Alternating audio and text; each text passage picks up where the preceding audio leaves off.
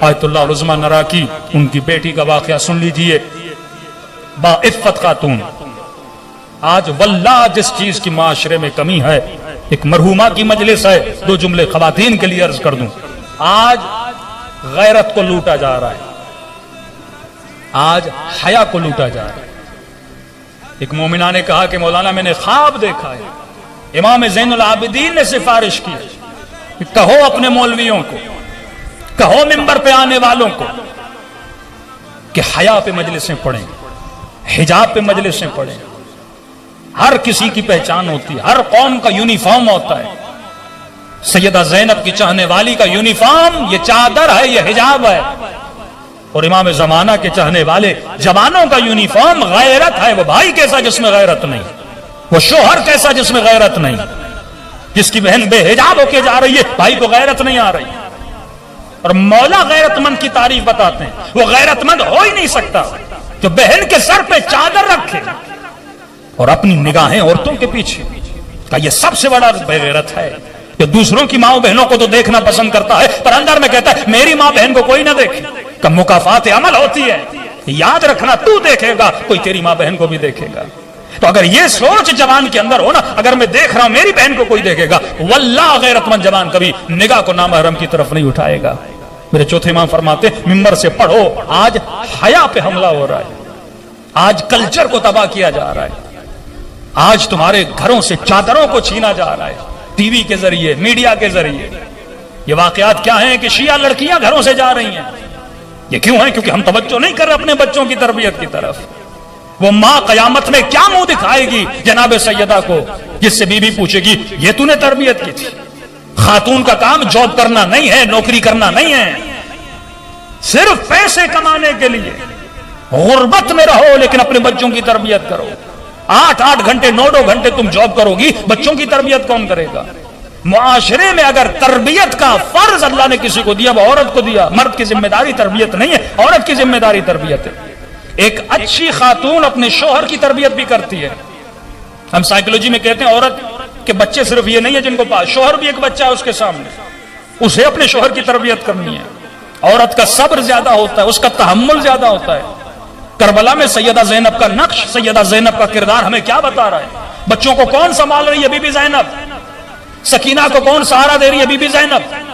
ساری بیویوں کو کون سہارا دے رہی ہے؟ سیدہ زینب. حالانکہ امام زین العابدین امام ہے، لیکن یہ ڈیوٹی مولا کی نہیں ہے، سیدہ زینب کی ہے. کیونکہ عورت کا حوصلہ ہوتا ہے، اس میں صبر ہوتا ہے. پورے سفر میں پردے پہ گریا کیوں ہے؟ چادر پہ گریا کیوں ہے؟ کربلا کی ہر مصیبت میں سیدہ زینب کی چادر کا ذکر کیوں ہوتا ہے؟ مومن روتا ہے. کبھی سوچو تو صحیح، بی بی زینب کو کربلا لے جایا کیوں گیا؟ کبھی سوچو تو صحیح، شمر اور آل شمر نے جن پہ تم زیارت عاشورہ میں سو لعنتیں کرتے ہو، کیا جرم تھا ان کا؟ بیویوں کی چادریں لوٹی نا. آج کا شمر بھی تمہاری بیٹیوں کی چادریں لوٹ رہا ہے. سمعت بذالک فرضیت پہ کیا تو تماشا دیکھ رہا ہے؟ کیا تیری وہ ذمہ داری نہیں جو اہل بیت نے تجھے بتائی؟ تو آج ایک محجبہ خاتون کا یونیفارم یہ ہے جو شرعی حجاب ہے وہ کرے، تو اس کی ذمہ داری ہے. بچپن سے اپنی بچیوں کو سمجھاؤ کہ اللہ بچہ عورت سے پیدا کرتا ہے، ماں کی کوکھ سے پیدا کرتا ہے، کوئی ذمہ داری دے کر پیدا کر رہا ہے نا. اللہ نے ایک سسٹم بنایا، ایک نظام میں ولایت بنایا ہے. ولایت کا مطلب علی ولی اللہ نہیں ہے، ولایت ایک پورے سسٹم کا نام ہے. جس سسٹم میں بچہ پلتا ہے، پلنے کے بعد جوان ہوتا ہے، جوان ہونے کے بعد اس تربیت میں چپل کے جوان ہوتا ہے، پھر جا کے امام زمانہ کا سپاہی بنتا ہے. تم نظام طاغوت میں بچے بڑے کرو گے، کلمہ سیکھ لیں گے، نماز سیکھ لیں گے، قرآن سیکھ لیں گے، لیکن آؤٹ پٹ کیا ہوگا؟ حضرت لقمان کی مثالیں کیوں نہیں سمجھتے کہ زمین میں چاول کا دانہ ڈالو لیکن دعا کرتے رہو کہ خدایا گندم دے، گندم دے، گندم نکلے گی. نظام گندے نظام میں بچوں کو بڑا کرو گے اور توقع یہ رکھو گے کہ بچے حسینی بنے، کبھی نہیں بنیں گے. یہ پورا فارمولا، یہ پوری میتھمیٹک ہے. 2+2 4 بنتا ہے. یہ ہو نہیں سکتا کہ تم غلط تربیت دو. 24 گھنٹے بچے گیموں پہ بیٹھتے رہیں، 24 گھنٹے بچے فلمیں دیکھتے رہیں. اب توقع یہ کرو اس بچے کو خواب میں امام زمانہ کی زیارت ہو جائے. دن رات آنکھیں لوگوں کے ناموس کے پیچھے ہو اور زیارت کربلا پہ کہو کہ خدا امام زمانہ کی زیارت کرا. نجس آنکھیں کبھی پاک چہروں کو نہیں دیکھتی، نجس زبانیں کبھی امام سے ہم کلام نہیں ہوتی.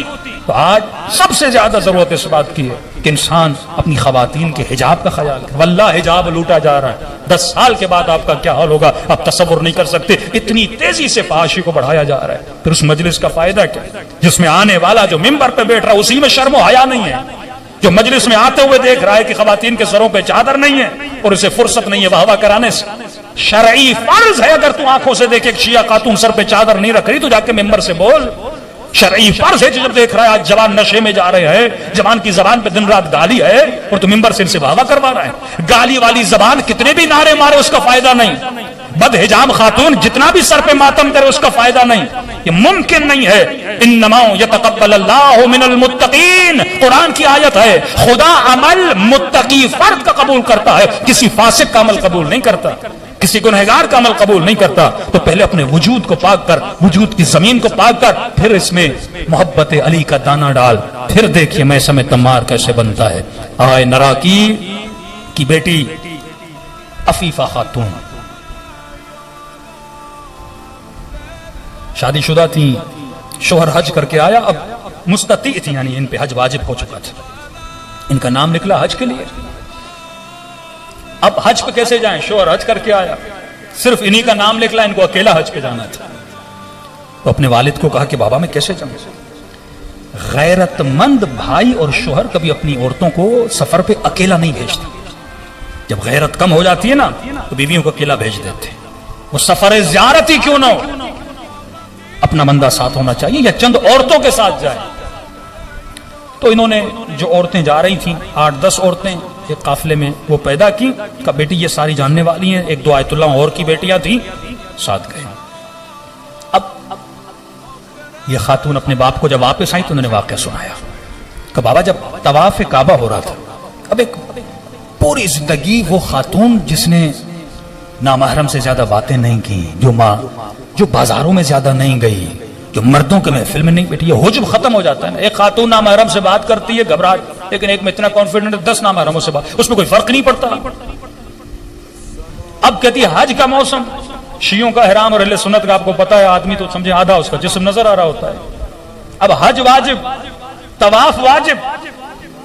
کہتی ہے جیسے طواف کرنے جاتی, حج کا رش آپ کو پتا ہے کیا ہوتا ہے, اتنا رش, مردوں کا یہاں سے کندھا لگ رہا ہے وہاں سے کندھا لگ رہا ہے. اب کہتی ہے بابا میں حیا والی, عفت والی, زندگی میں کبھی نکلی نہیں, سامنے حج طواف بھی واجب, کروں کیا کروں. ایک طرف حیا عفت, دوسری طرف واجب طواف. کہتی میں کونے میں کھڑی ہو کر کانپنے لگی.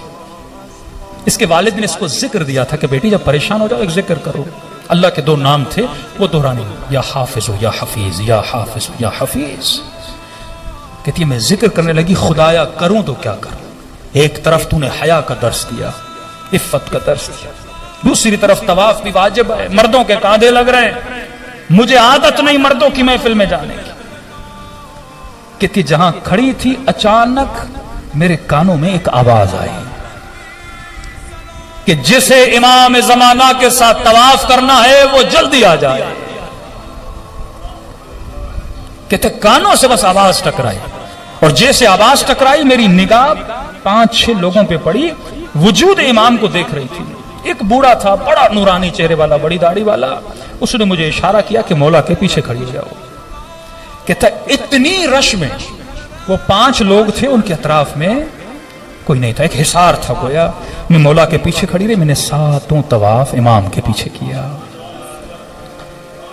طواف کرنے کے بعد پھر کہ مجھے پتا نہیں لگا, اور مجھے یہ یاد بھی نہیں کہ میں نے 7 طواف میں ذکر کون سا کیا, کیونکہ وہ دہشت, وہ ابوہت جو امام زمانہ کی میرے وجود پہ تاری, کہتے مجھے یاد نہیں میں نے ذکر کیا کیا. تو میں نے صلوات پڑھی, میں نے تکبیر پڑھی, میں نے ذکر لبیک اللہم لبیک, کیا میں نے کہا مجھے کچھ یاد نہیں. بس میں امام زمانہ کے عشق میں گویا محبوط ہو چکی تھی, مجھے سمجھ نہیں آ رہی تھی. پھر جا کے میں وہیں جا کے کھڑی ہو گئی جہاں پہ پہلے کھڑی تھی, یہاں تک کہ وہ میری آنکھوں سے اوجھل ہو گئے. چہرہ میں نے امام کا نہیں دیکھا, آواز میں نے سنی تو من یتق اللہ یجعل لہ مخرجا ویرزقہ من حیث لا یحتسب ومن یتوکل علی اللہ فہو حسبہ. جب تو اللہ پہ توکل و تقوی کرتا ہے, اللہ کہتا ہے پھر میرا وعدہ ہے, میں راستہ وہاں سے بناتا ہوں جہاں سے تو نے سوچا بھی نہیں ہے. جب رزق کی ذمہ داری میری ہے, تو حیا کر، تو عفیف بن، پھر دیکھ خدا تیرے لیے کیا کرتا ہے، وہ خود راستے بناتا ہے۔ تو عزیز و توکل کی کمی ہے، جتنا مولا حسین کا نام لیتے ہو اتنا امام حسین پہ یقین بھی کیا کرو، جتنا خدا کا نام لیتے ہو اتنا یقین بھی کیا کرو۔ کربلا میدان